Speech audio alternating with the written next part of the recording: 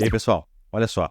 Se você está querendo diminuir a quantidade de gordura corporal, você precisa compreender o que é o EPOC. Olha que bacana isso aqui, ó.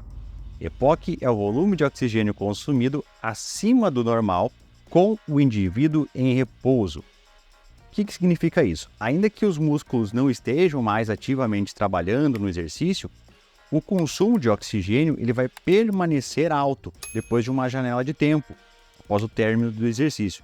Eu tenho uma imagem aqui para ficar mais claro para a gente, tá? Então aqui nós temos o início do exercício, vejo que nós temos um incremento, né? Nós temos um aumento do consumo de oxigênio. Obviamente, quanto a gente fica ofegante durante o exercício, significa que nós estamos precisando de oxigênio, então a gente acaba inalando bastante oxigênio, então a gente consome bastante oxigênio. Então tem um consumo alto durante o exercício e depois, quando termina o exercício, olha só, ainda o consumo de oxigênio ainda permanece elevado por um bom período de tempo, até o final da recuperação. Bom, então é basicamente esse é o gráfico que demonstra sobre o consumo de oxigênio durante e após o término do exercício. O que acontece após o treino é que muita energia é necessária e empregada para fazer todos os reparos e a manutenção das células. Por conta disso, muito oxigênio será consumido durante esse período. O oxigênio ele é utilizado pelas células para formar grandes quantidades de ATP. ATP é a moeda energética da célula. Quanto mais oxigênio é consumido pelas células, mais energia está sendo consumida, ou seja, mais calorias estão sendo gastas. Obviamente, meus queridos, qualquer atividade acima dos níveis de repouso vai aumentar o consumo diário de oxigênio.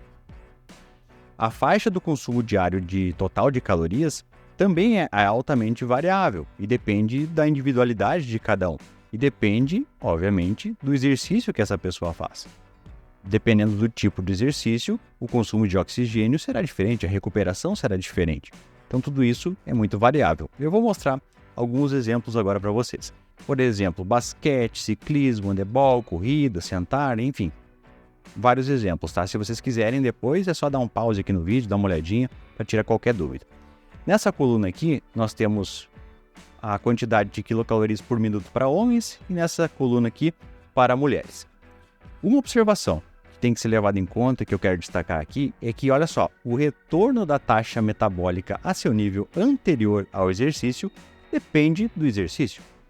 Então, quanto mais intenso for o exercício e dependendo do tipo do exercício, mais tempo demorará para a taxa metabólica basal retornar à sua normalidade. Dito isso, vamos ver então alguns exemplos aqui.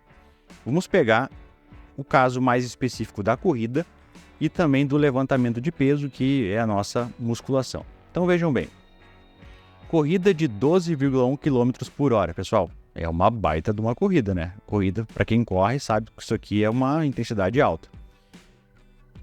Estaria gastando aqui os homens em torno de 14 quilocalorias por minuto, enquanto que as mulheres 11 quilocalorias por minuto, tá? Existe essa diferencinha do sexo. Agora vamos comparar com o levantamento de peso. Os homens 8,2 quilocaloria por minuto, enquanto para as mulheres 6,4 calorias por minuto. Então vocês podem olhar o seguinte e pensar, né? Olhando aqui a tabela, você pensa o seguinte, bom, a corrida então está consumindo mais, está gastando mais quilocaloria, então vai ser mais eficiente para o emagrecimento, se eu comparar com a musculação, né? E é aqui que entra a história do EPOC, o consumo excessivo de oxigênio pós-exercício. Por quê? Porque normalmente durante a corrida a gente tem um gasto calórico bem alto, mas é durante a corrida. Se for muito intensa, certamente você, depois do treino, certamente você vai demorar também para se recuperar. Então vai estar consumindo bastante oxigênio também. Mas de modo geral, o que a gente tem na literatura, que a literatura nos demonstra, é que o levantamento de peso ele induz uma alteração mais significativa em relação à corrida, por exemplo. As alterações que ocorrem devido à musculação são mais, vamos chamar assim, mais sérias. Elas necessitam um tempo maior para a recuperação e para a manutenção das células musculares. Então é necessário que mais oxigênio seja investido nas células musculares para a recuperação.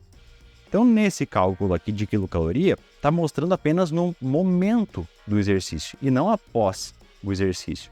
Exercício de intensidade leve a moderada, normalmente As calorias que serão gastas serão aquelas gastas durante a execução do exercício e não após, porque como a intensidade foi muito baixa durante a execução, vai se consumir muito pouco oxigênio após o exercício, porque não demandou tanto assim das células para que tenha um consumo elevado após o treinamento. Já quando você faz um exercício intenso, após o término, você vai precisar de um bom tempo para recuperação, até mesmo de 12 a 24 horas.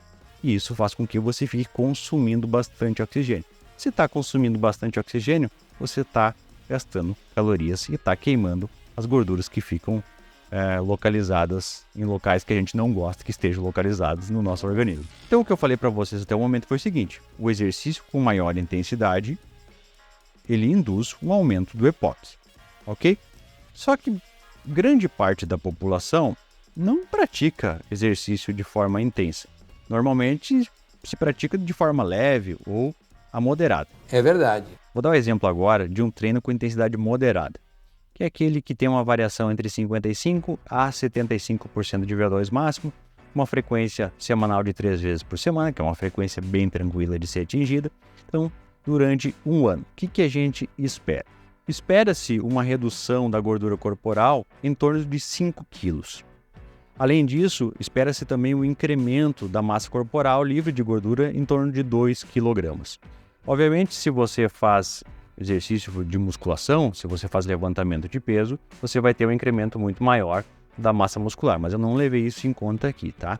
Então, esse cálculo aqui é somente baseado no consumo excessivo de oxigênio pós-exercício. A gente está falando de uma redução de 5 kg de massa gorda em somente um ano.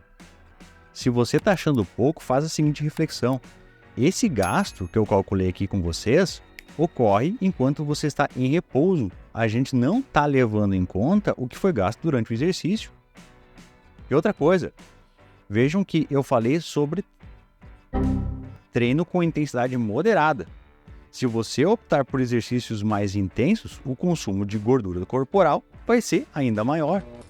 Então, pessoal, entender os efeitos do EPOC é essencial para prescrever exercícios mais eficazes para a oxidação de gorduras.